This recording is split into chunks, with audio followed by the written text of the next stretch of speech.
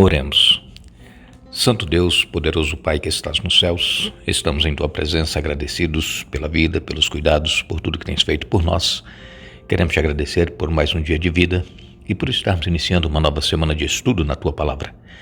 Em nome de Jesus, Pai, nós te pedimos que estejas presente na vida de cada um daqueles que estudam conosco a Bíblia cada dia, dando vitórias nas lutas e nos problemas que enfrentam, dando a certeza de que Tu estás cuidando de cada caso e que também serão vitoriosos mediante o poder de Jesus em suas vidas. Em especial, Pai, nós pedimos por Ana Maria, pelo filho dela, que é o Tadeu, também o neto Gabriel. Tu sabes os problemas, as necessidades que eles estão passando e que Tu dês vitórias sobre vícios do Tadeu, do Gabriel. Abençoes também Zenaide, Maria Angélica, Luísa Manuel e todos os demais que nos pedem orações, Pai. Confiamos em Ti e no Teu poder, em nome de Jesus. Amém. Estamos aqui para dar sequência à nossa série que estamos estudando, as cartas de Paulo aos Filipenses e Colossenses. Estamos já no livro de Colossenses, ainda no capítulo 1. Essa semana vamos estar estudando este capítulo e também nós vamos estudar algumas outras passagens, referências na Bíblia, para que nós possamos entender o que Paulo estava querendo dizer a respeito de nós sermos reconciliados e termos esperança. Como todos nós sabemos, o pecado afastou o ser humano de Deus. O ser humano se tornou inimigo de Deus por causa do pecado. Mas Deus, no seu plano eterno, um mistério que nós só entenderemos na eternidade e precisamos aqui aceitar pela fé o fato de Jesus ter deixado o seu trono lá no céu, se revestido de humanidade, nascido de uma virgem, gerado pelo Espírito Santo. Tudo isso é um mistério e que nós precisamos aceitar pela fé. Mas este mistério, segundo diz o apóstolo Paulo, esteve escondido durante séculos e gerações. Deus já havia decidido na eternidade, antes de criar este mundo, de criar o ser humano, Deus já havia tomado a decisão de que, ao criar este mundo, ao criar o ser humano, este vindo a pecar, se afastar dele, Jesus, o Filho de Deus, viria para morrer em lugar do ser humano para pagar o preço do pecado. Por quê? Porque Deus, Ele nos amou de tal maneira. Nós somos criaturas especiais, a menina do olho de Deus. Deus, Ele não quer nos perder. Nós fomos criados à imagem e semelhança dEle. Por isso foi criado este plano de redenção, a reconciliação e a esperança de nós podermos viver eternamente quando Jesus voltar para nos buscar.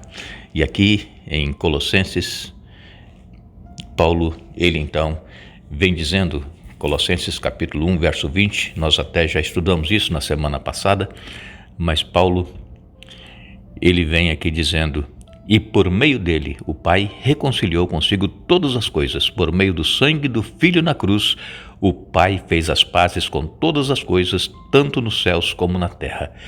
Este estudo nós fizemos na semana passada. Se você ainda tem aí, ouça e você vai ver como é que Deus reconciliou através de Jesus todas as coisas. Ele veio para nos trazer a paz. Jesus, ele se fez pecado por cada ser humano, ele assumiu os nossos pecados, levou sobre si as nossas dores, as nossas enfermidades, e ele então se entrega para morrer na cruz, que era a morte mais vergonhosa, mais cruel daquela ocasião. E Jesus morreu essa morte para nos salvar a mim e salvar a você. O apóstolo Paulo também, em 2 Coríntios capítulo 5, verso 21, Paulo, ele escreveu: aquele que não conheceu o pecado, Deus o fez pecado por nós, para que nele fôssemos feitos justiça de Deus. Somos considerados justos apesar de nós não sermos perfeitos. A partir do momento em que nós aceitamos a Jesus em nossa vida e mudamos radicalmente a nossa maneira de viver, passamos a seguir as orientações de Jesus, as orientações da palavra de Deus, nós abandonamos a velha vida, nós nos tornamos justos perante Deus. Por quê? porque nós cremos no sacrifício de Jesus, porque somente Jesus é justo, somente Ele viveu neste mundo e não pecou. E então a justiça de Jesus é imputada em nós e nós então somos considerados justos por causa do sacrifício de Jesus. Também em Colossenses capítulo 1, versos 21 e 22, Paulo ele vem dizendo: isso inclui vocês que antes estavam longe de Deus, eram seus inimigos, dele separados por seus maus pensamentos e ações. Agora, porém, ele os reconciliou consigo por meio da morte do Filho no corpo físico. Como resultado, vocês podem se apresentar diante dele santos, sem culpa e livres de qualquer acusação. Que mensagem maravilhosa do apóstolo Paulo, inspirado pelo Espírito Santo. Nós lemos no verso 20 que Jesus reconciliou todas as coisas, e aqui no versos 21 e 22 diz: isso inclui vocês, quer dizer, nós. Estávamos antes longe de Deus. Nós, como eu já disse para vocês agora há pouco, eram inimigos dele, separados por seus maus pensamentos e ações. Não é que nós hoje não temos mais maus pensamentos nem más ações. Continuamos tendo, por quê? Porque nós somos pecaminosos, nós temos essa natureza em nós. Mas, através do sangue de Jesus que nos reconciliou com Deus, nós precisamos lutar para que nós não venhamos a ter maus pensamentos e também más ações. E essa luta, ela vem através da nossa comunhão com Jesus. Nós lutarmos para estar em comunhão com Ele todos os dias. Por quê? Porque todas as coisas que existem ao nosso redor procuram nos afastar desta comunhão com Deus. Então é uma luta que nós temos em nossa vida, é fazer a vontade de Deus, é estarmos em comunhão com Jesus, é nós estudarmos a Bíblia todos os dias, é nós orarmos todos os dias. Então nós precisamos vencer os maus pensamentos, as más ações através da comunhão com Jesus. E Paulo então ele diz que nós fomos reconciliados com Deus por meio da morte do Filho no corpo físico. Como resultado, vocês, diz aqui Paulo, nós podemos nos apresentar diante dele santos, sem culpa e livres de qualquer acusação. Muitas pessoas que nos acompanham, muitos cristãos que mesmo não nos acompanham, têm dúvidas, porque se consideram pecadores, e claro, nós somos pecadores, e aí se culpam e pensam que não estão perdoados, não estão salvos. Mas Paulo ele diz aqui claramente, nós podemos nos apresentar diante dele, diante de Deus, santos, sem culpa e livres de qualquer acusação. Satanás ele é o acusador. Satanás ele procura colocar em nossa mente que nós não temos remédio para a nossa situação de pecador, nós estamos perdidos e nós então, através dessas insinuações que Satanás coloca em nossa mente, nós deixamos de orar, deixamos de estudar a Bíblia e vamos nos afastando de Deus gradualmente.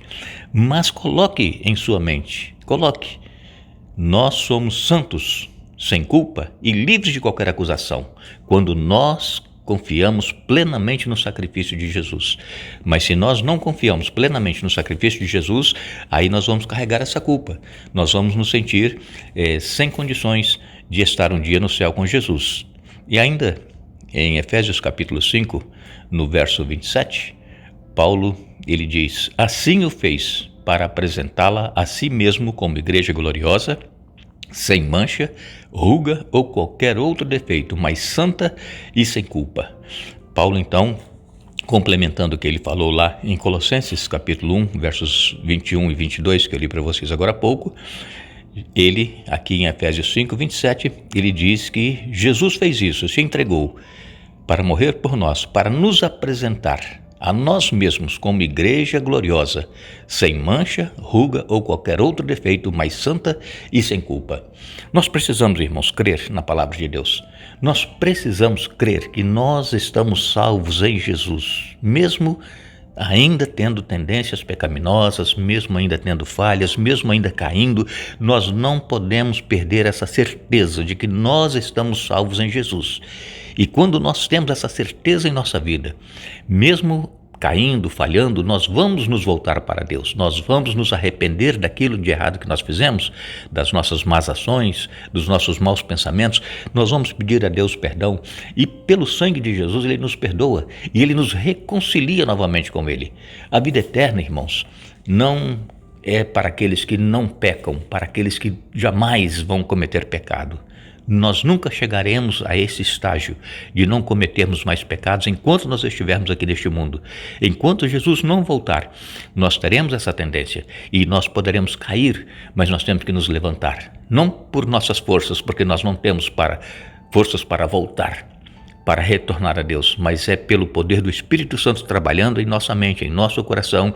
Nós então nos apegamos à fé, nós dobramos os nossos joelhos, nós clamamos a Deus e Ele nos dá a vitória. É assim que nós vencemos. Ninguém vencerá por seu próprio esforço, por sua própria condição, porque nós não temos forças para vencer o inimigo. Mas Jesus, Ele venceu. Jesus derrotou o inimigo várias vezes, especialmente no Calvário, quando Jesus se entregou, se fez pecado por nós, e ao terceiro dia Ele ressuscitou, e Ele coloca em nós então a sua justiça, uma vida sem pecado que Ele viveu, e através de Jesus nós somos considerados justos, santos e inculpáveis perante Deus.